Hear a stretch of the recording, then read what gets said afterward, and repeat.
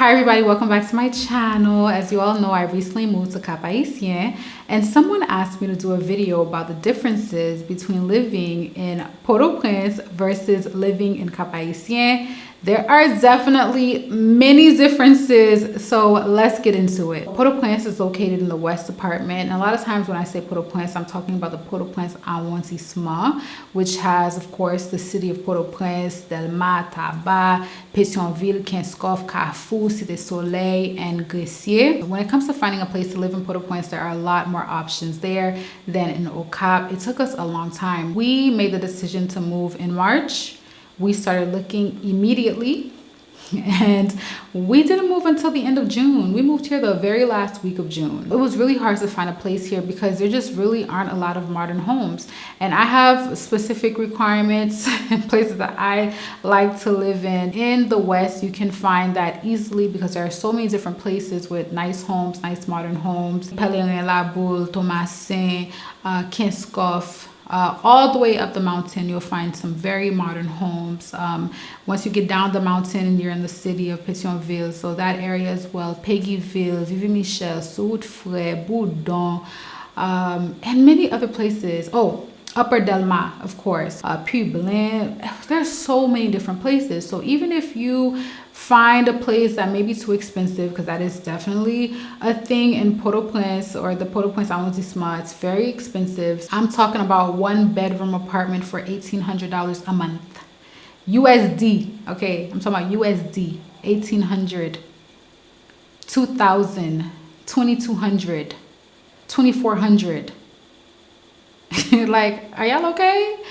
No, apparently not. But yeah, that's some of the issues that we would run into when we're trying to find a place. There was this place in my neighborhood that was so nice. There were a few realtors that posted this property. So I'm like, how much does this cost? Because it looked really nice. And I was like searching and searching. So I was like looking through the comments. And they replied to someone that it was $5,000 a month. And they had the nerve to add negotiable. I was like, how are you going to negotiate from 5,000? Where could you go from there? Like, where can you go from 5,000? Like 4,500? I don't know, 4,000 maybe per month? Like, anyway, there are a lot of options, but some are very expensive. However, even though there are some very expensive ones, if you search and search and search and search, you will find some also nice places that may be under 1,000. So maybe like 850, 900, 950 per month that are really nice. You at least have that option in the West. But here in Cap, you don't even have that option. There are very, very few places that are modern, and they definitely go first. There was a place that we looked at that was over $2,000 per month. But when I think of all the homes that I've seen and even places that I've lived in the West that were under $1,000, that were nicer than this place here that's over $2,000, it's like, why would I pay for this? I'm just going to be so annoyed. One of the many differences between Port-au-Prince and Cap is security. There has been so much insecurity in Port-au-Prince, you know all about it. And so living in Cap, there's such a difference from that. I mean, the first like 3 years that I lived in Port-au-Prince were definitely different. I used to move freely in Port-au-Prince. Not just Port-au-Prince, the entire West Department, anywhere. You could pretty much go anywhere without any issues. I used to go out at night. I used to go out by myself. Like, say I need to go pick up something from the store and it's about to close, especially the grocery store. I used to always do like late grocery store runs, and I would just go by myself, drive alone, no issues. And, you know, we don't really have street lights, so it'd be like pitch black outside, and it was no issue. Say we wanted to go to the beach. We wanted to go to Côte des Acadiens, so you got to pass through Akaye, Cabaret, that whole area. We could do that without any issues. But now you can't even go in those areas. You can't go to the beach if you live in Port-au-Prince. So for the past couple of years, we have definitely been really restricted living in Port-au-Prince. There's just so many things we just stopped doing, so many places we stopped going. So living in Cap, we definitely have a peace of mind. We don't have to deal with that. Cap is far, far, far, far, far away. People will comment sometimes and ask me, how come the situation in Port-au-Prince is way different from the situation in Cap? And the thing is, they are very far away from each other. So there are some departments or some areas that are close to the West that things spill over into. But to get from the West to the North, you have to go through at least one department. So there are two major roads that you can take to get here. You can go through La Tibonite, so you're going to go from the West, cross all the way through La Tibonite and then get to the north, or you're gonna go from the west through Plateau Central and then you get to the north. So it's a little harder for things to just spill over into the north. So that's why so far the north hasn't had to deal with any of this gang activity, and hopefully it stays that way.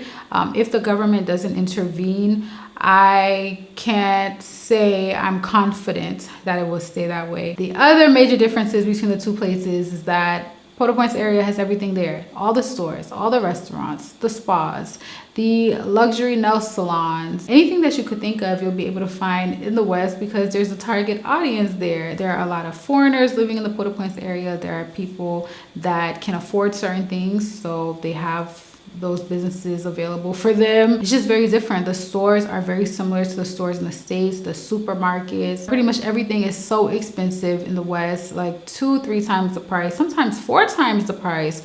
There are things that I stopped buying once I moved to Haiti, like cereal. I would only get cereal when it was on sale. Because imagine a box of cereal that you would buy in the States for like $4, and then you're in the grocery store here and it's like $12. $14-15. Like, I'm not gonna eat cereal. Like, there's other things that I could eat. I'm just not gonna eat that unless it's on sale.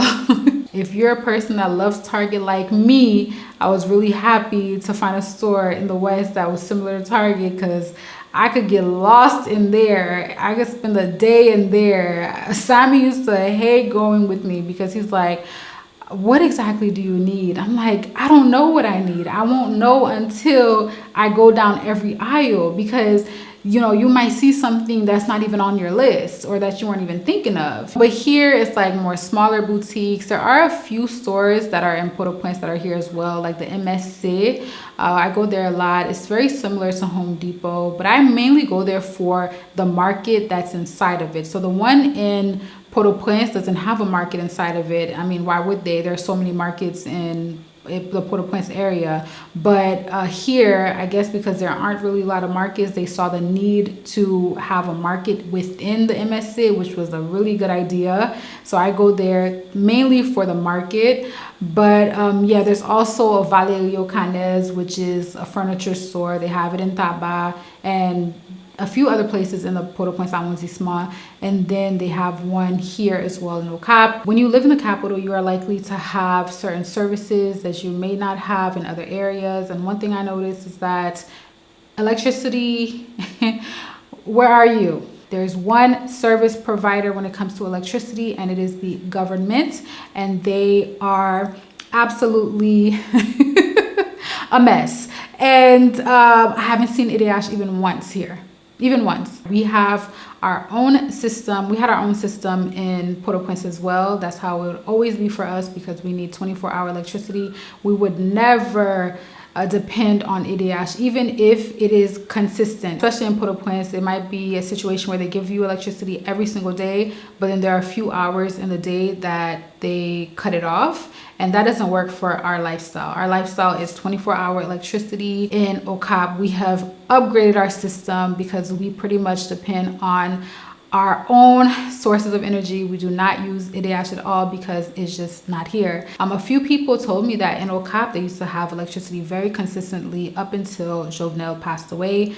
That is when they stopped getting electricity pretty much altogether. Another difference is that while living in Port-au-Prince, we don't really have access to many beaches. You'd have to drive an hour and a half, 2 hours to get to some of the resorts that are in Côte Zacadin. The reason why I said like an hour and a half, 2 hours, because they're pretty much spread out throughout the coast. So the one that you get to first, it might take an hour to get there. But say you want to get to another resort that is further down, then it will take you longer to get there.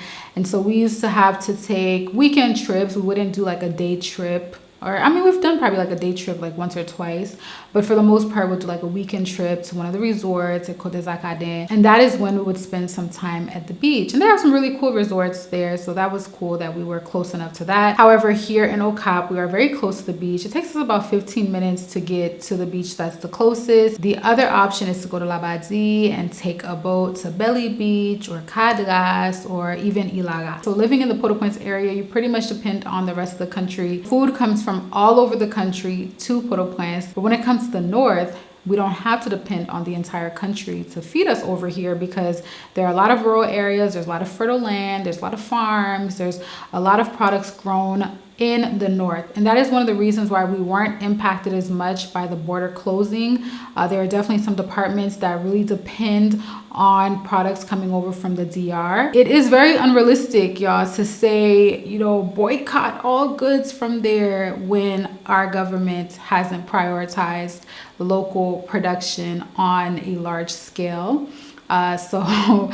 People have to eat. The North didn't suffer too much from that, but there are departments that don't grow much of anything, or they grow very few crops, and they have to depend on food from the rest of the country and food from the DR to supplement what isn't grown in the country, or what isn't grown in the country at a large scale. I say all that to say there was a big difference from when I lived in Port-au-Prince. The food that we would have access to there was coming in from different parts of the country, and we were really impacted by the insecurity when different areas were blocked off by gangs and food couldn't get to Port-au-Prince from other areas. You would see vendors using back roads, and then that road was blocked. They would have to do something else to get their food to Port-au-Prince. There was a time where local products was very expensive in Port-au-Prince because every entry point was blocked off by the gangs, and it was hard to get products into Port-au-Prince. At first, we didn't have access to the greater South, and then all of a sudden, we didn't have access to the greater North. I was like, okay, so we are just gonna be blocked off from the rest of the country. Whereas living in Okap, I don't see us having an issue like that because there's so much food grown right here in the North. There is a huge waste management issue here. Everywhere you turn, there's like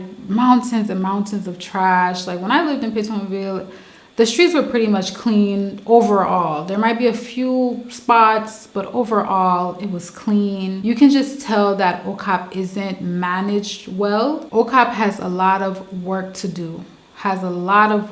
They have really let this city, I don't want to say go down. I don't want to, let me not even say that. But based on everything that I heard about how Okap used to be before, Okap used to be the most beautiful city in Haiti. I remember what my dad used to say about Okap and how beautiful it was. And when he came here, he was in shock by what he saw. And a lot of people say that, like a lot of people who are like in the older generations that knew Okap before, what they see now is very sad. I'm pretty sure as I spend more time here, I will notice some more differences. But please let me know what you'd like to see next. Leave some suggestions down below, and I will see you all in the next video. Bye.